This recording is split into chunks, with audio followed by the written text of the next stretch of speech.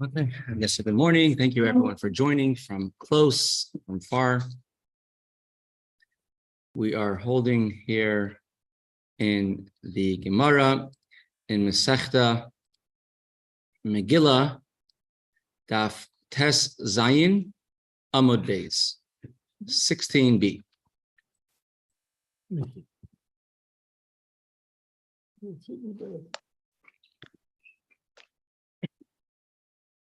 Good morning. Good morning, Label.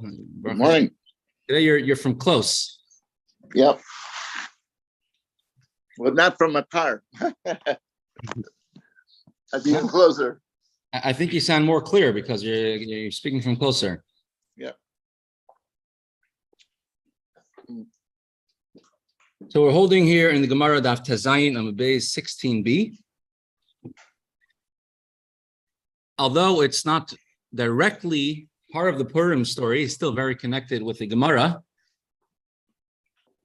All about the story of Yosef and his brothers.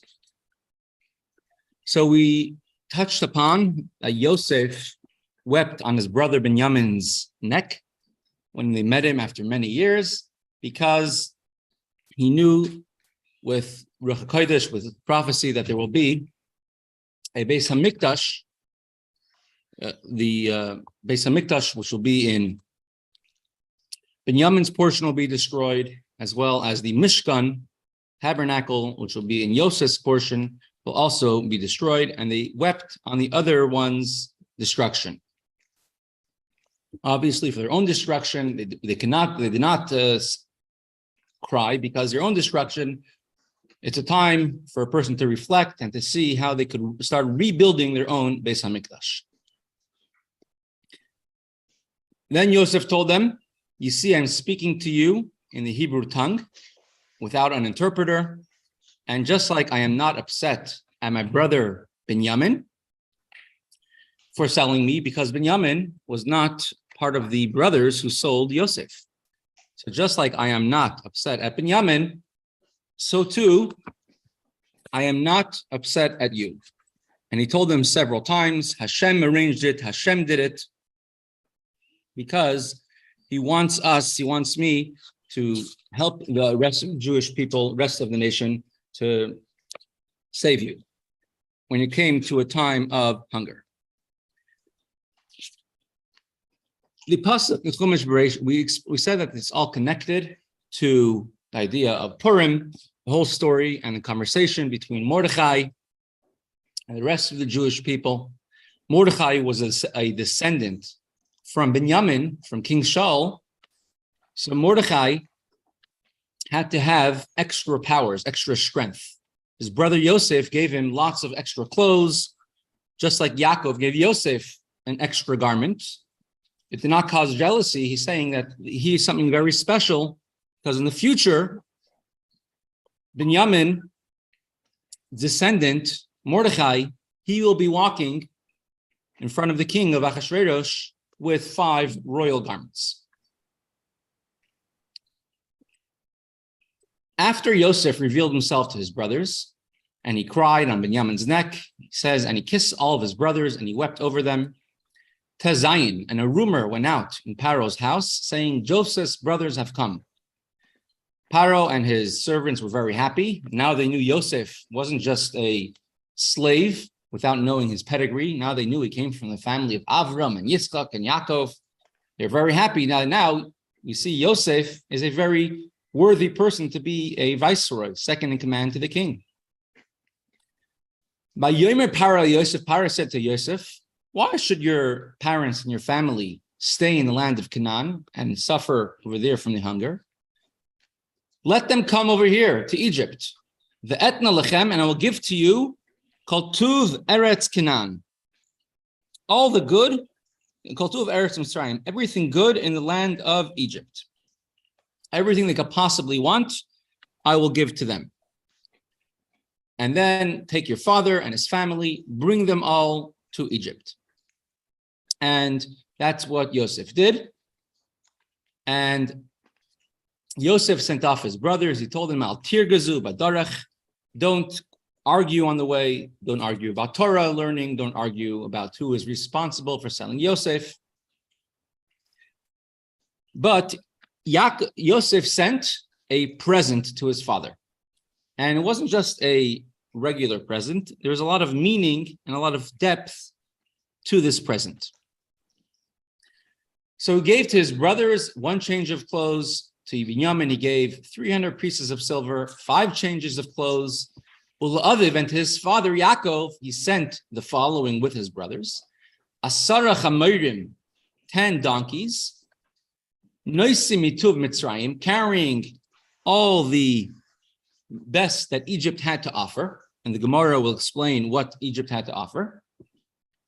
And then ve'eser asoinos, and 10 female donkeys, noisos bar v'lechem u'mazayin la'aviv l'derech, carrying grain, bread, and other types of food for his father on the way.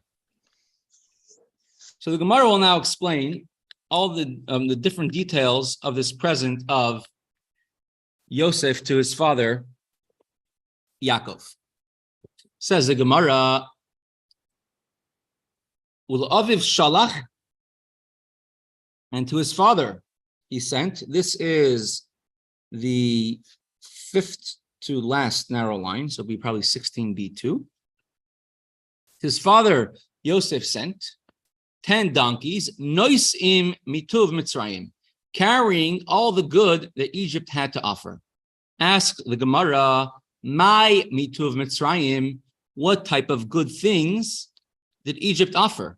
Why did the pasuk, the Torah, only say it was good without saying specifically what it is?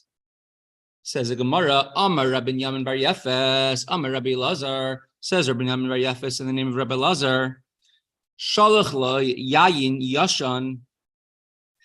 Yosef sent to his father aged wine. Rashi takes out the word aged. So according to Rashi, it was not necessarily aged wine, just a different type of wine. Shadas Zkainim noicha himenu, which the elderly people find pleasing. Now, when somebody gets older, they lose their natural body warmth that they have. You know, they feel colder all the time. They don't need so much heating, air conditioning in the summer, or they go to warmer weathers. And wine warms up the person. And so Yosef sent to his father a very good wine that everybody enjoys, especially the older people, because they like to warm themselves up. So it wasn't saying that the wine was good by itself, but it was good because it could warm up Yaakov. That's how Rashi explains what type of wine was sent by Yosef to his father Yaakov.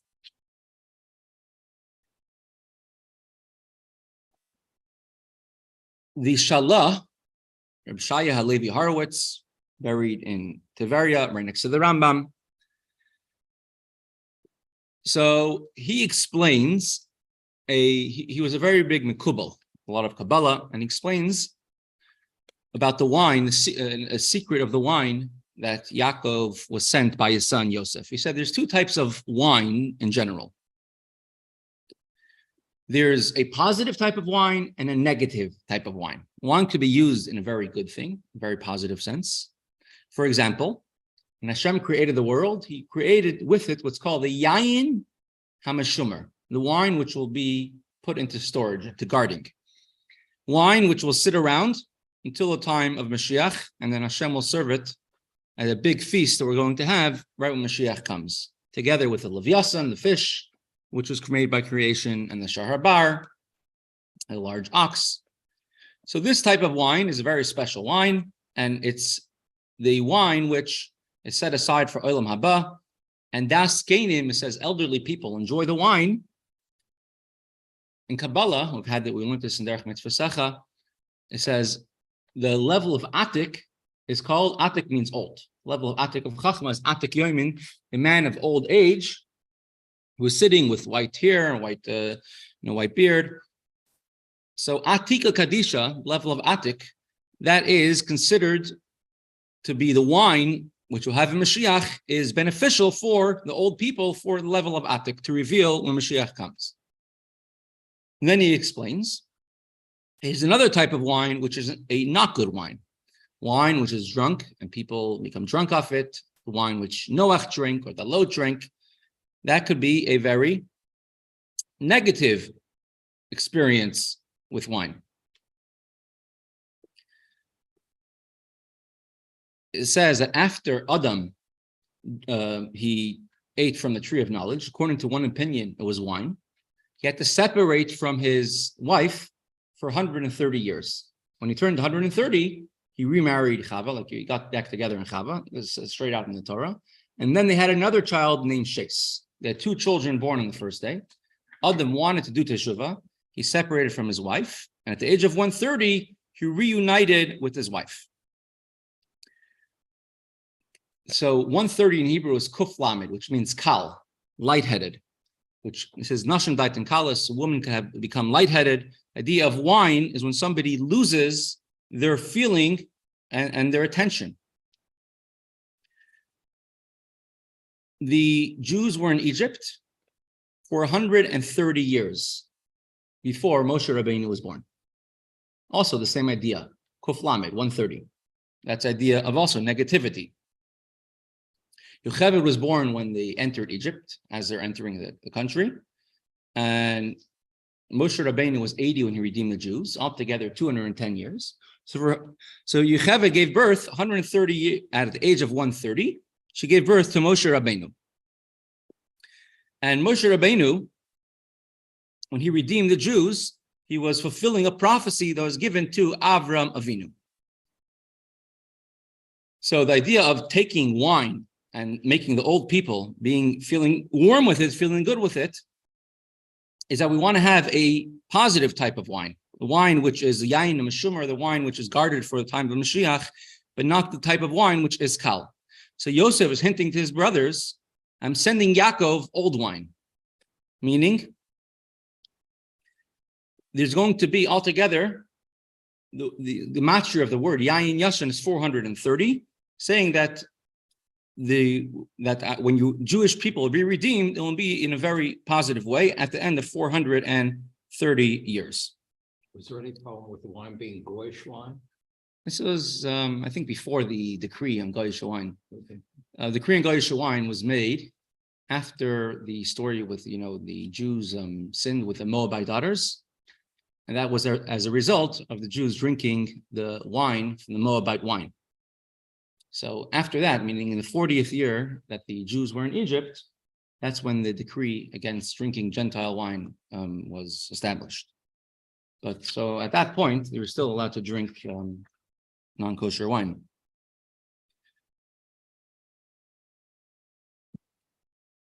Now, the Ben Ish Chai, he adds on this, my grandmother, she had an old saying that she had growing up when she was growing up in Russia. It says, a fool doesn't become old and water can't become sour. The two of them together. So she would meet somebody which, she felt that they were a little foolish. She would say, water doesn't become spoiled and a fool doesn't become old.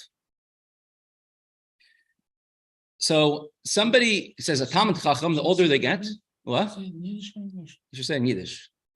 Yeah,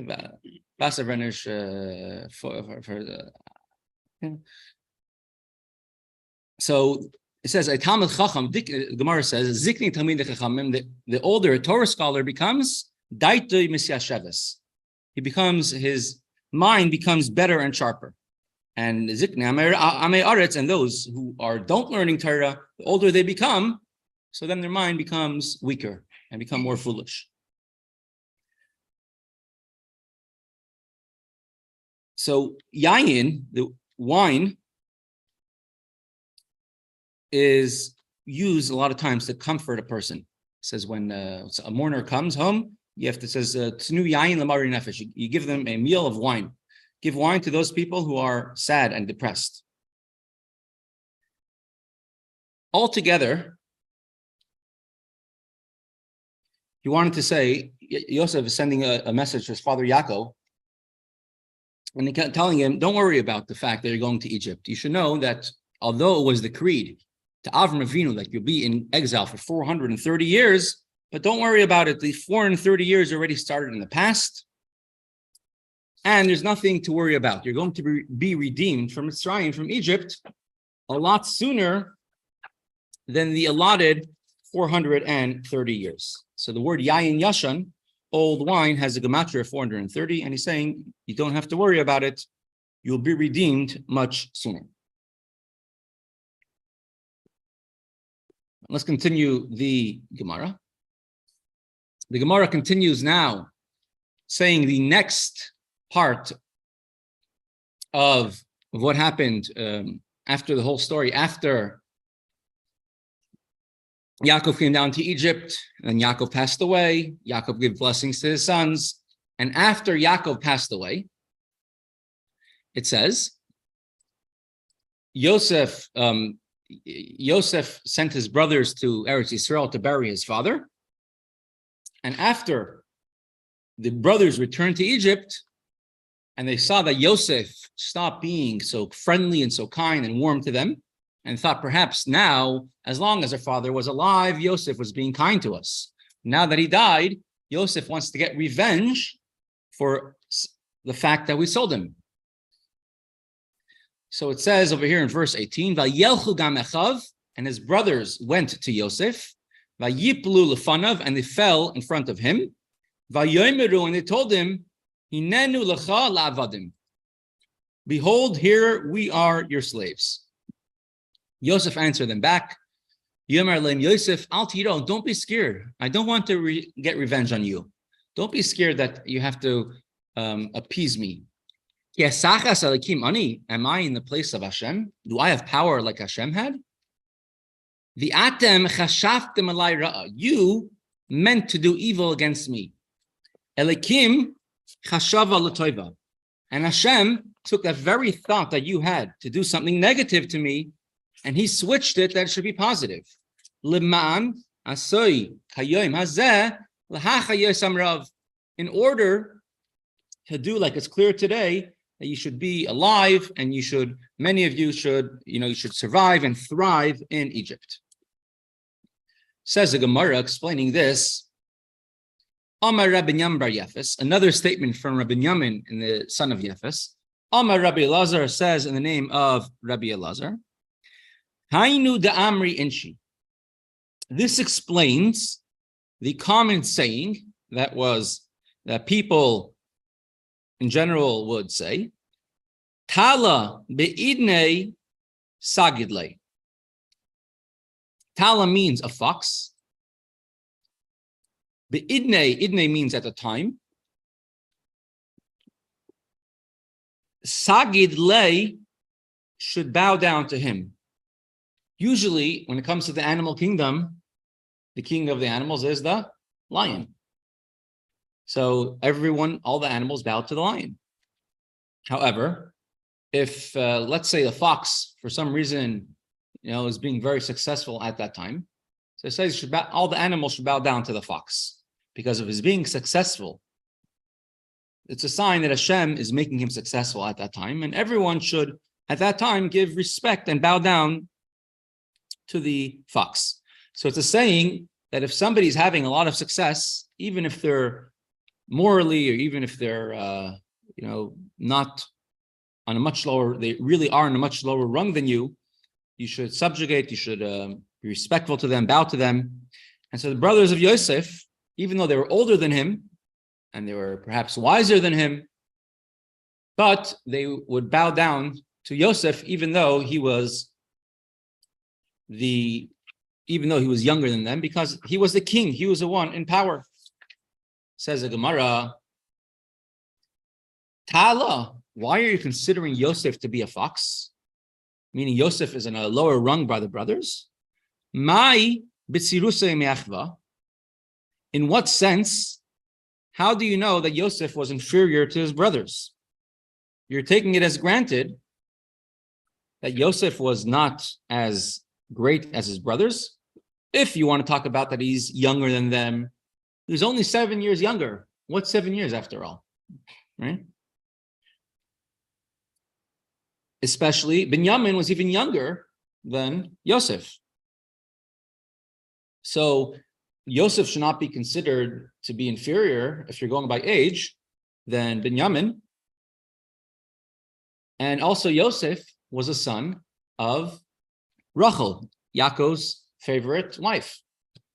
Many of the brothers were sons of the shvachas, the maidservants who Yaakov married as wives as well. But they were, you could say, they were in a lower rung. They weren't Yaakov's.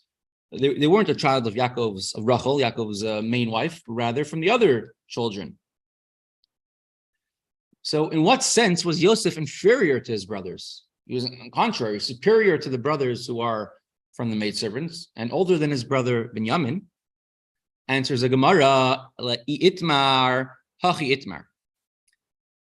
So rather, this statement should be said not about Yosef's brothers who bow down to Yosef, but rather, and we're going to skip around to the beginning of Parshas Vayechi now, talking about when Yaakov bowed down to Yosef.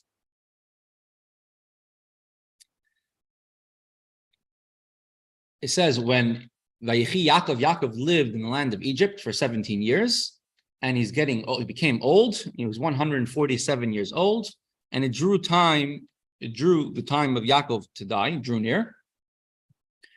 And he called to his son Yosef, and he made him swear to him that he should bring Yaakov to be buried only in Eretz Yisrael. And Yosef swore to him. And then it says, Vayishtachu Yisrael al Rosh Hamita. Yisrael, which is Yaakov, bowed down to Yosef while he's sitting at the head of the bed.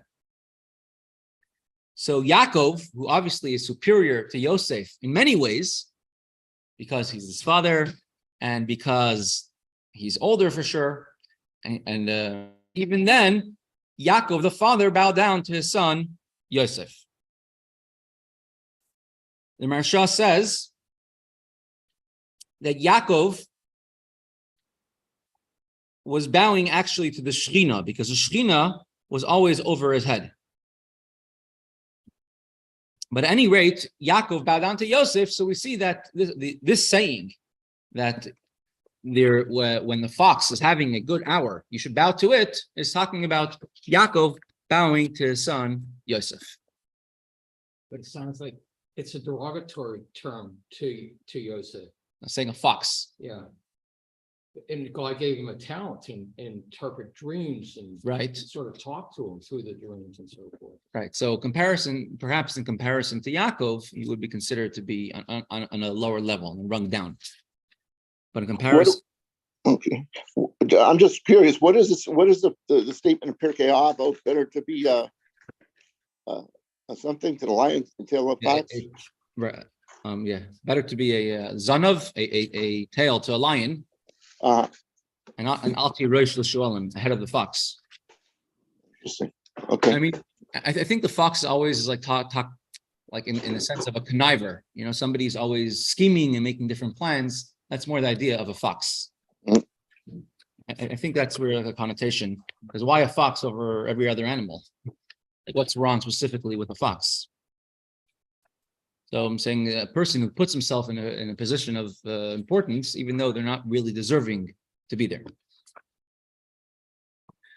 Continues the Gemara.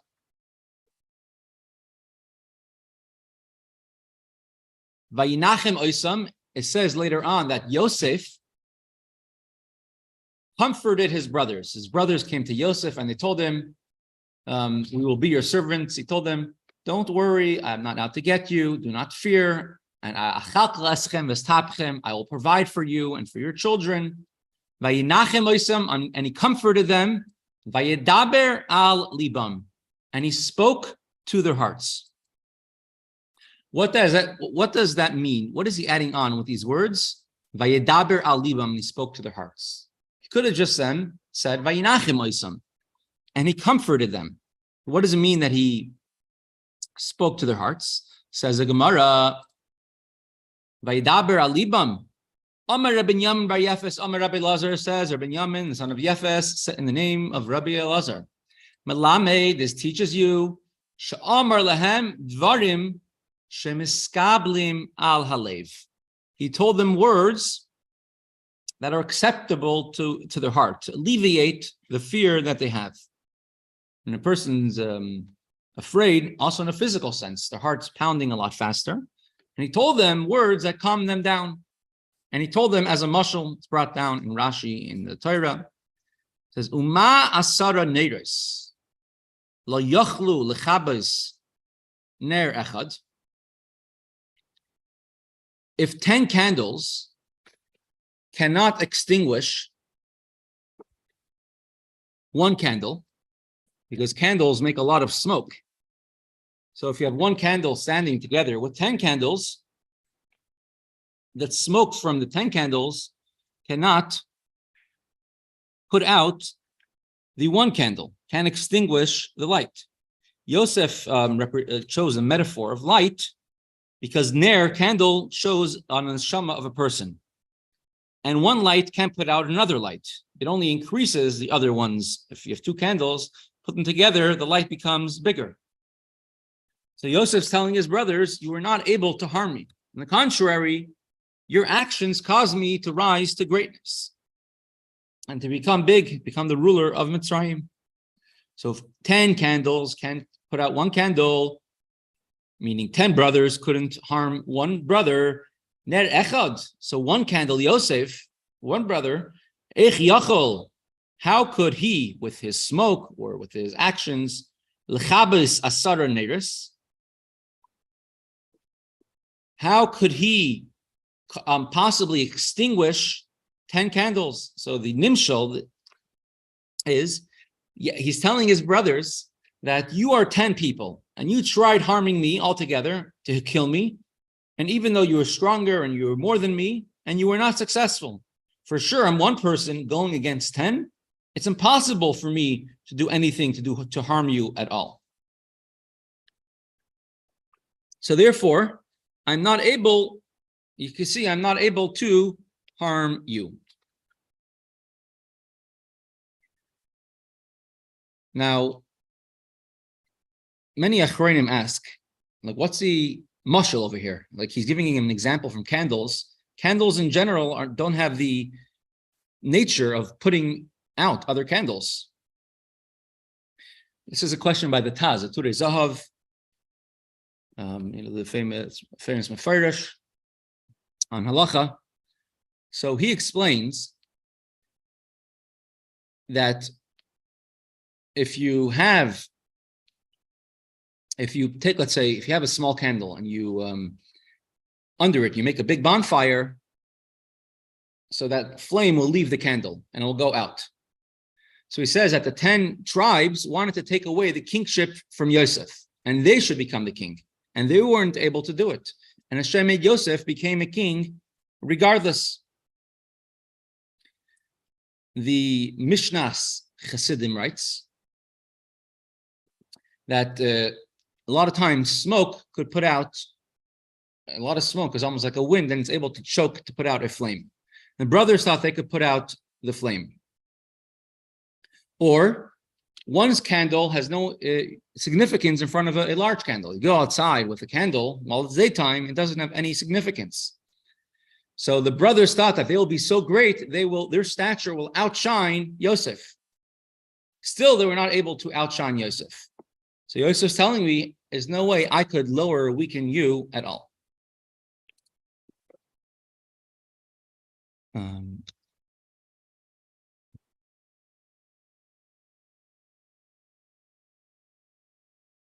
The last thing we're going to explain before going on to a little bit more of the Mizbeiach today, we're going to learn about the Mizbeiach. Right now in the Gemara, we're discussing the 5 garments. The Gemara itself doesn't go through the explaining these psukim, these verses, verse 15, which speaks about all the different garments of Mordechai. Mordechai went out with 5 different royal garments: crown, purple, blue, white. The Gemara doesn't explain it. Instead, we brought a lengthy explanation about the story of Yosef and his brothers.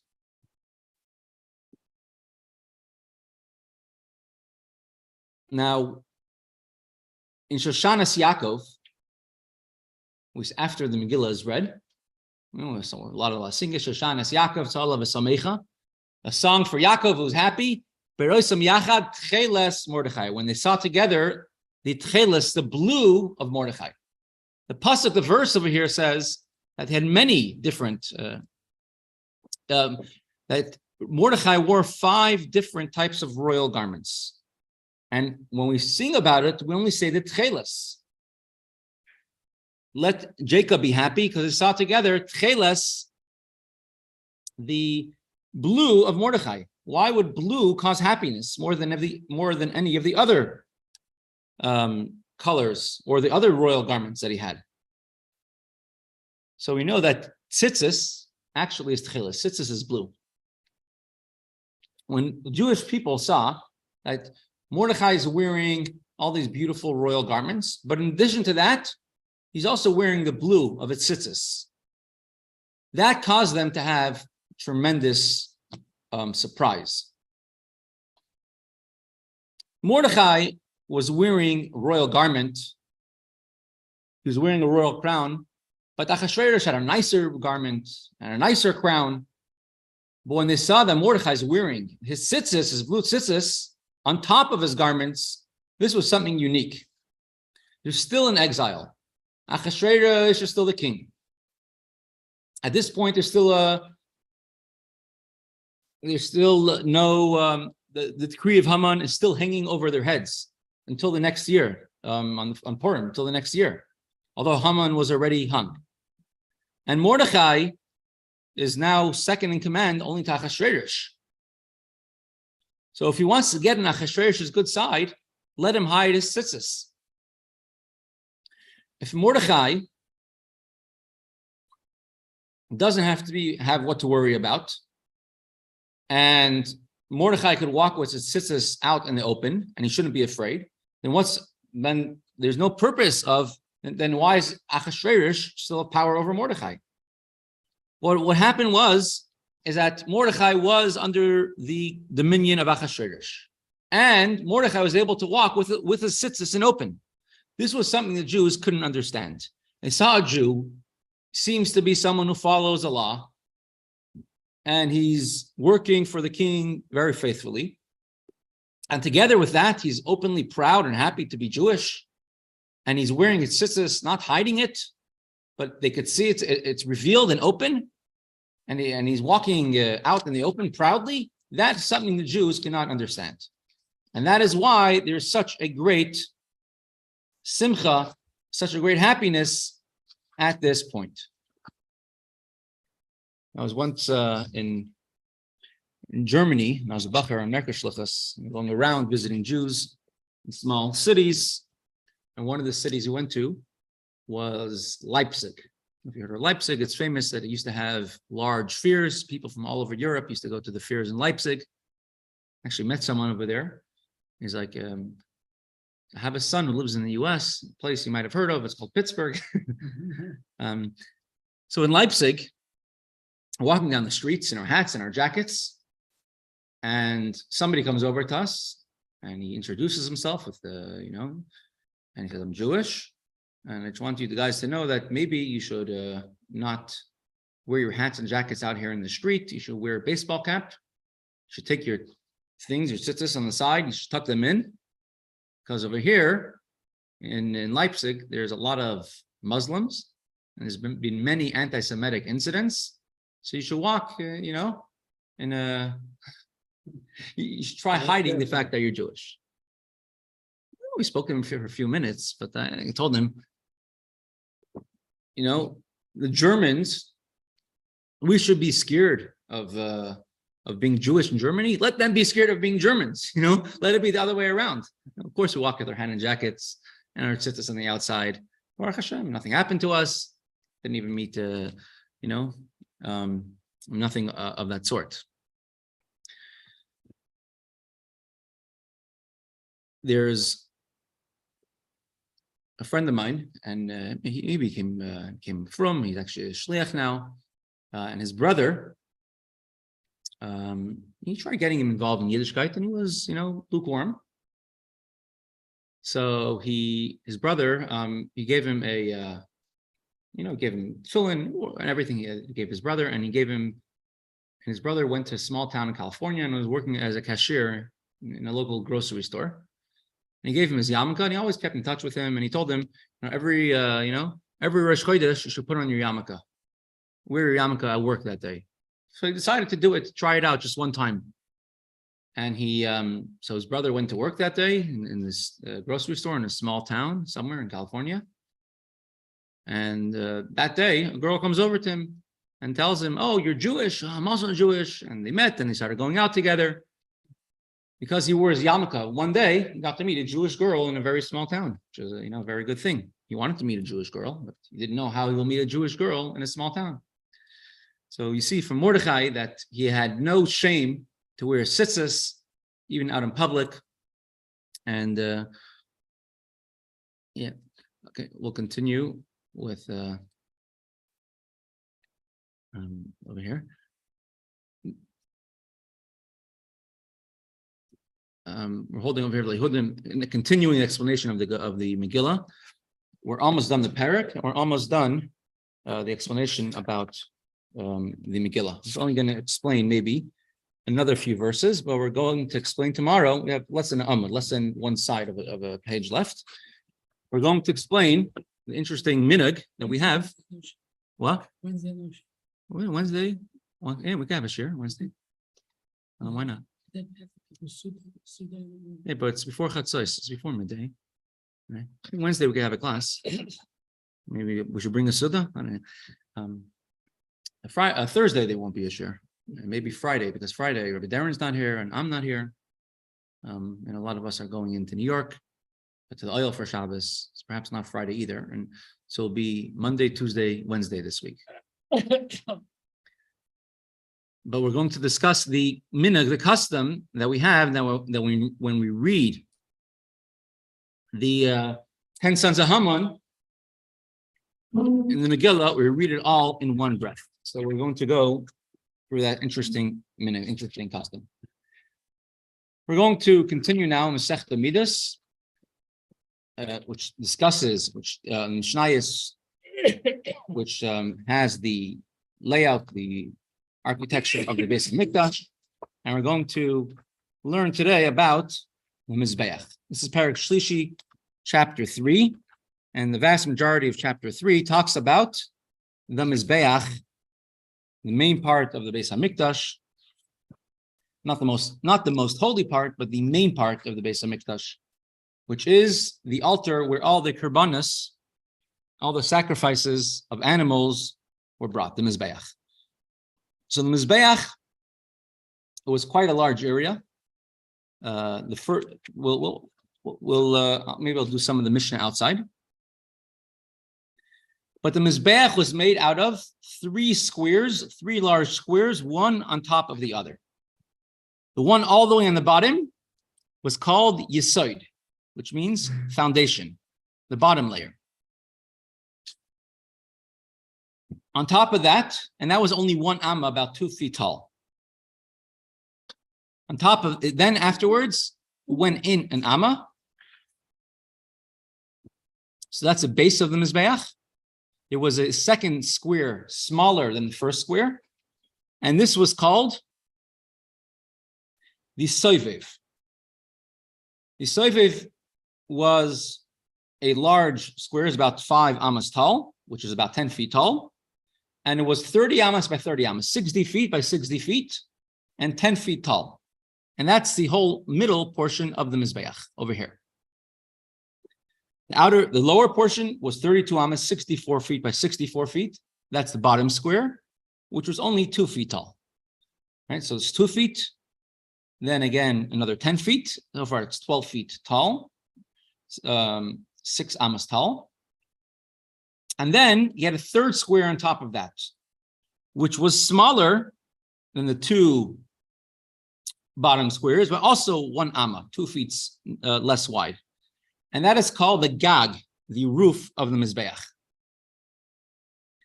And so it went in 2 feet more narrow than the bottom square of the Mizbeiach. So you have 3 squares, one on top of the other, the base, the first square, which is called the Soivev, the second one called the Gag. On top of the Mizbeiach, you had what's called kronos, horns, which were 4 protrusions coming up from the 4 sides of the Mizbeiach. These things over here, protrusions on the 4 sides, each one was 1 amma by 1 amma, which is about 2 feet by 2 feet. So, of course, you couldn't walk between those areas without climbing on it and going off of it. The karnes hamizbeach, the horns of the Mizbeiach, had special, the main task was to be there to add beauty. And also, part of the Mizbeiach, every time we brought a karban, a sacrifice, especially an egel, a calf, was to atone for the cheta egel, the sin of the golden calf. And part of the sin of the golden calf was a calf which had horns, an egel. So the Mizbeiach also had to have horns to atone for the golden calf. So that area was an amma by an amma, each one of these 4 corners. And they were hollow. They weren't full, although a cover was made on them in order that things shouldn't fall inside. And that was called the karnes hamizbeach, the horns of the Mizbeiach. And they were an amma tall, an amma wide, and an amma long. Then you had what's called the makom raglei hiluch hakoyanim. You could zoom in a little bit over here. I'll try zooming in. Well, we don't see a picture, so. Oh, you don't see any of these pictures. I'm sorry. Uh-uh. I thought they could see it here. I'm very, very sorry. Let me do a new share. And now you should see it. Yep. So this is in general the area of the Mizbeiach. He had all the different levels of the Mizbeiach. And from the bird's eye view, you see like a walkway on top of the Mizbeiach going on an inside track and touching all 4 corners, all 4 horns, all 4 corners of the Mizbeiach. That track is called makom hiluch raglei kohanim, the place where the kohanim would walk. There would be a walkway. A kohen, out of respect for the Beis HaMikdash and Mizbeiach, he would not walk down the same way he came up. He would walk around the whole thing, and also he would make always a right when he would go up to the Mizbeiach, except for some exceptions, he would make a left. So he would not go down the same way he would go up, and so they would walk around the entire top of the Mizbeiach. That's called the makom raglei hiluch hakohanim. So the top of the Mizbeiach, the top layer of the Mizbeiach, the Gag was 28 amas by 28 amas. From there, the place of the horns took up 4. You could say that 4 horns on each side. Each side is an amma. So then you have a walkway.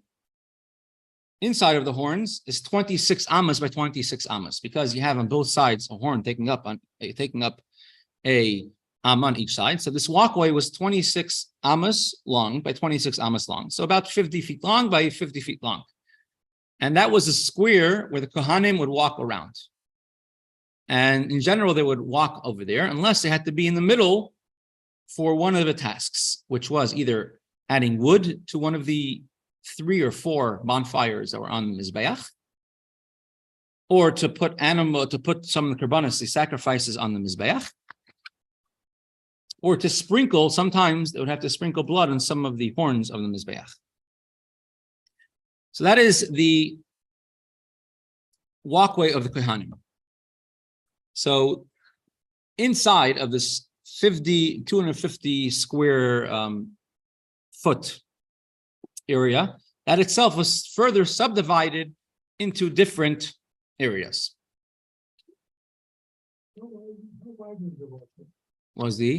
Each walkway was 1 amma, 2 feet wide. 2 feet, 1 amma. Yeah.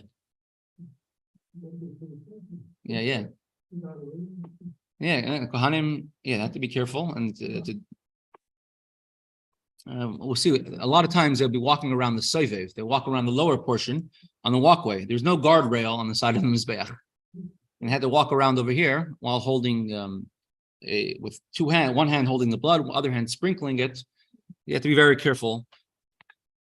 And on the ramp, which we'll get to soon, there was no guardrail either. It was steep. It went up 10 amas or 9 amas, went up 18 feet over the course of 64 feet long. So I'm not sure the grade exactly, but it was very slippery because it was covered with stones, it was slippery. And they used to put salt over the ramp in order the Kohanim should not slip. As a matter of fact, they used to when the first service of the day is called removing some of the ashes, the first shovel of ashes from the Mizbeiach, Haramas Hadashen, and that was very was one of the most special services in the Beis Hamikdash. If I remember correctly, any Kohen who received that one would become very wealthy, and there was always a competition. Every Kohen wanted to do it, and the way they would decide which Kohen should receive that job was it would be a race. Which Kohen could run up to the top of the Mizbeiach first? So different Kohanim would run up to the top of the Mizbeiach. Whoever got to the top first, they would receive that task. One time, a Kohen saw he was going to be second. Someone else would get there first. He shoved the other Kohen, and the other Kohen fell, and he broke his leg. Because of that, they said, we're stopping the system, and instead they made it was called a pious, a lottery, every single day. So yes, you have to be very sure-footed in order to walk up the Mizbeiach. So that is on top. So that is the layout of the Mizbeiach. You had different bonfires. The black in the center there, is that the ashes? Yeah. Okay. So we'll go through the different bonfires that were on the Mizbeiach. You had the big one called the Maracha Gedola, the very big bonfire. That's where they burnt all the korbanos. And then there was that's Maracha Gedola, and that's this big bonfire over here. Yeah, this big, huge bonfire, the biggest one. Then you had a secondary bonfire. There's different opinions in the Mishnah how many fires are on the Mizbeiach. There's a secondary bonfire, which was used only for one thing.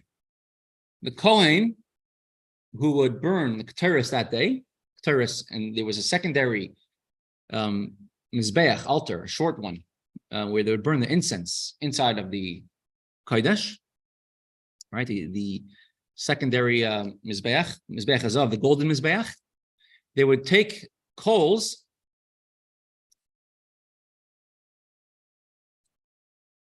from the secondary bonfire on top of the Mizbeiach. Right, so this is already inside the tabernacle, and that's a menorah.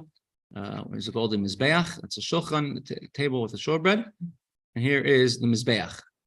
You can see a replica of it in the Temple Institute Museum.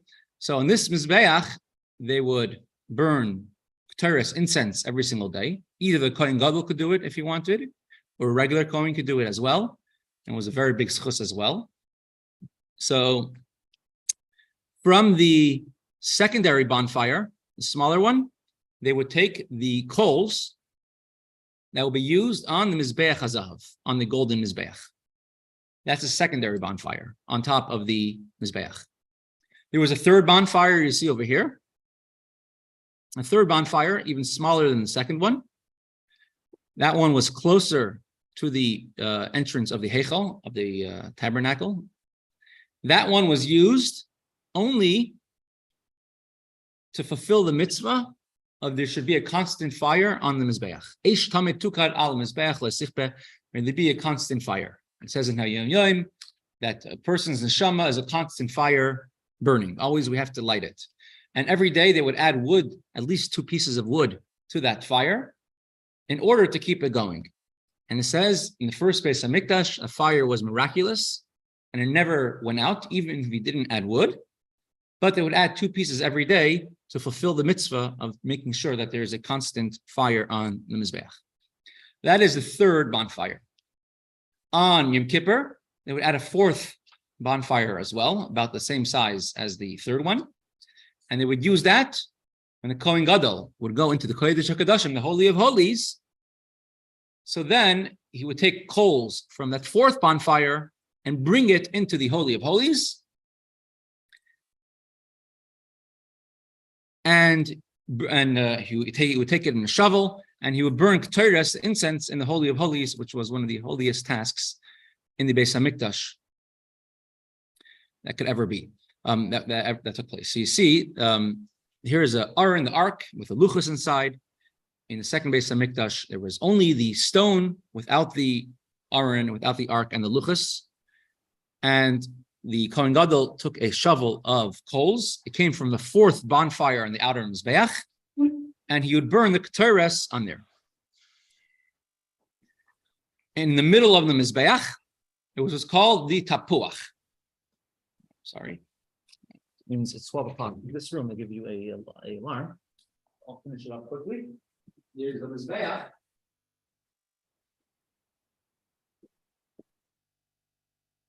There was a very large, it's called an apple, which is like a dome. They would take ashes from the Karbanos, and after they were done, they would pile it up in the middle of the Mizbeiach. They wouldn't take it out right away. They would pile up in the middle of the Mizbeiach, and it would add beauty to the Mizbeiach to say, look, how many Karbanos, how many sacrifices were brought on the Mizbeiach every single day.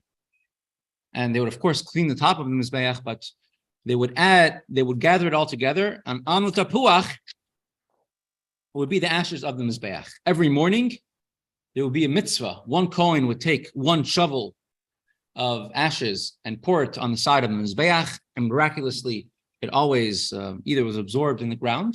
In second Beis HaMikdash, later on, where you didn't have a miracle of it being absorbed in the ground, they would take it to outside of the Beis HaMikdash.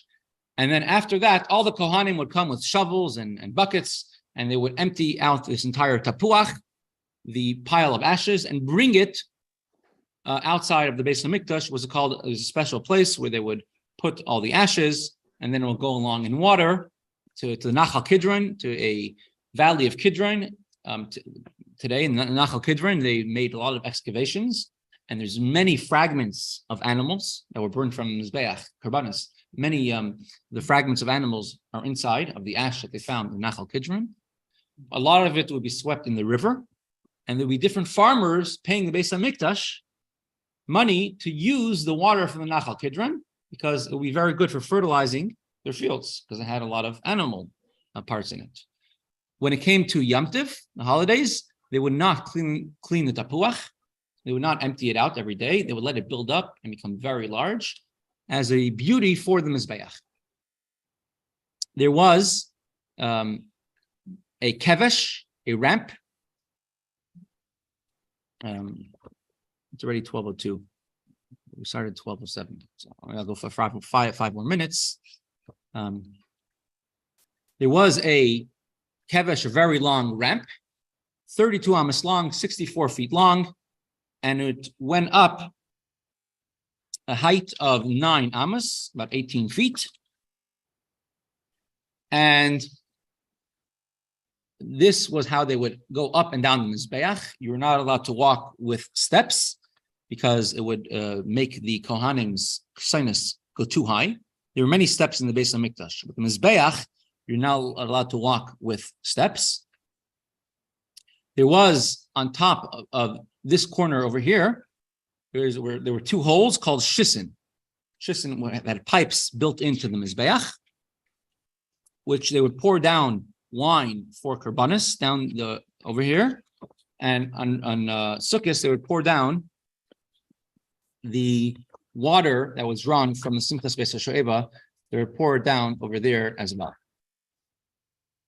Here on the side of the ramp would not touch the Mizbeiach. There's actually a small entrance, a small gap in between. It says like a hair breadth, but a very small gap between the ramp and the Mizbeiach. The reason is because there's a mitzvah to throw V'zarak oisai. Certain karbanos had to be thrown on the Mizbeiach. You look at this. This was before the era of baseball and practicing your pitches. They had to throw. A Kohen, you see, has to throw chatas oif, a certain type of karban of a bird, throw it onto the marach gedola, onto the large bonfire. It means you had to be off, not on the altar, off the Mizbeiach, and throw it on. So therefore, the ramp had to be detached from the Mizbeiach. So you see the Kohen over here, winding up to throw the karban, throwing it onto the large bonfire. You had what's called a revuva. Revuva means a window, a ledge. And this revuva, there was a window in the Mizbeiach. Psulei chatas ha'oif. The bird offerings, which became disqualified, you were not allowed to, you couldn't burn it on the Mizbeiach, but they had to stay in the Beis HaMikdash until the night was over, until it became dark. Because once it became holy, it cannot be taken outside of the Beis HaMikdash. So they would put any disqualified bird offerings that were already shechted, they would put it into the revuva, into this window on the side of the Mizbeiach, and would stay there until the night, and then they would take it outside where it would be burned. Was the revuva part of the ramp? Yeah, there's two opinions, but most opinions agree that the revuva was part of the ramp, yes. It was like a window in the ramp. Okay. Next question is, in the Mishkan, there was a copper altar, which I assume would be the similar to this altar, correct? Right, correct. So so was it was hidden away, and then the stone altar was made instead. Is that the one, the stone altar in the Mishkan or in the Beis HaMikdash? Yes, in the that's my. Wasn't the stone altar covered? So it was an altar of dirt, but right. So in the Mishkan, the actual Mizbeiach, the altar, was wood covered in copper, and it was 3 amos tall. And they would build a base every time they camped of 7 amos of earth underneath it. So they actually have a.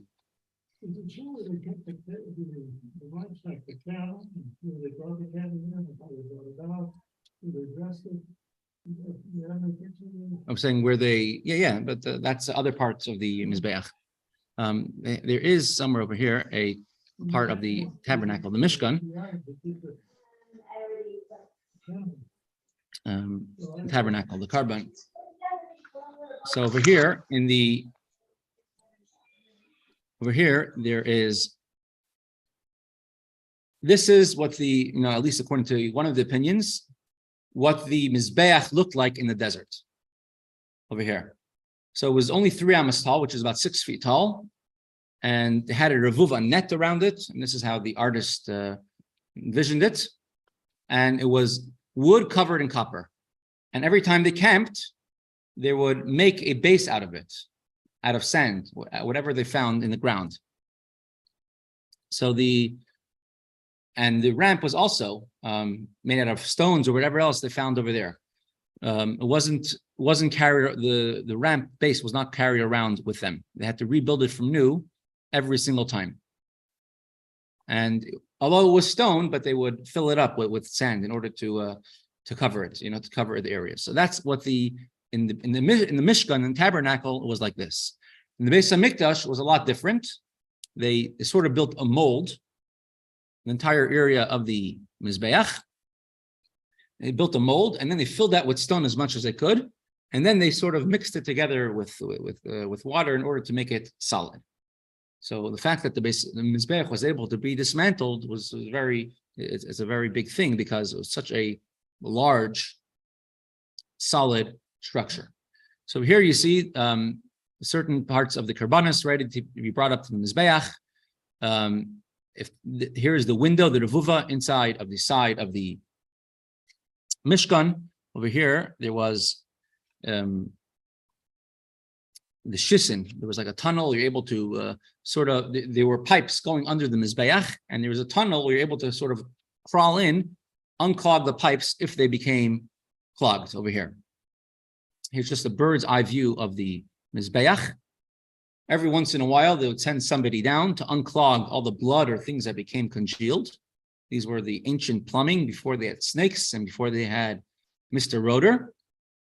You had on the Mizbeiach, on the Soiviv, the second square of the Mizbeiach was amma wider on every side, and in the third square of the Mizbeiach, so there was a walkway where the Kohanim could walk around, and when they would sprinkle blood, they would many different of the Karbanas, they would walk up that ramp. There was a ramp going up on the side of the Mizbeiach, and they would walk around the entire all four corners. Most Karbanas they would walk up on this side, some they would walk up on the other side, and they would walk around the entire Mizbeiach to sprinkle the blood.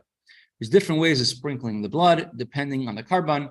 Some would put their finger on the Mizbeiach, some would flick their finger, and this is a drawing of a shiner of Sukkos. They would take large shinas, large aravas. If you ever seen a aravas tree, the trees of aravas are very, very tall when they're wild. We just get the top part of it, and they would take one's 20 feet tall, and they would line it up with the Mizbeiach, that the tops should be going over the Mizbeiach. There was a chut hasikra, a red line on the Mizbeiach, about halfway up, and 5 amas tall, and that would separate the Mizbeiach from the top half to the bottom half. Some karbanas had to be the blood to sprinkle on the top half of the Mizbeiach. Some karbanas, the blood had to be sprinkled on the bottom half of the Mizbeiach. So the chut hasikra, a red line going around the Mizbeiach, 1 amma lower than the top of the middle portion. So that chut hasikra, that red line, was the part which was separate for the karbanas, for the kohanim. This red line, what is the higher half of the Mizbeiach? What is the lower half of the Mizbeiach? The last thing we'll discuss over here is we discussed how they built it as a mold and filled up with stone. And the last thing we'll discuss is the yesod, the foundation of the Mizbeiach. The lower, the part of the Mizbeiach, which is 32 amas by 32 amas, was actually, this base was only built on 2 sides. It didn't protrude. On 2 of the sides, it didn't protrude. And we've mentioned this before, that Yehuda, the portion of Binyamin wanted the Beis HaMikdash to be built in their portion. Yehuda wanted the Beis HaMikdash to be built in their portion. So the Yesod, the foundation of the Mizbeiach, was built on 2 sides, just in the portion of Binyamin. And this was where the break between the land of the area of the tribe of Binyamin and the tribe of Yehuda took place along the Mizbeiach. And the Yesod, the foundation, was only on 2 sides. The side closer to the Beis HaMikdash, and along the side where the this side where the Kohanim, and the side in the back. It would protrude 1 amma on every single side.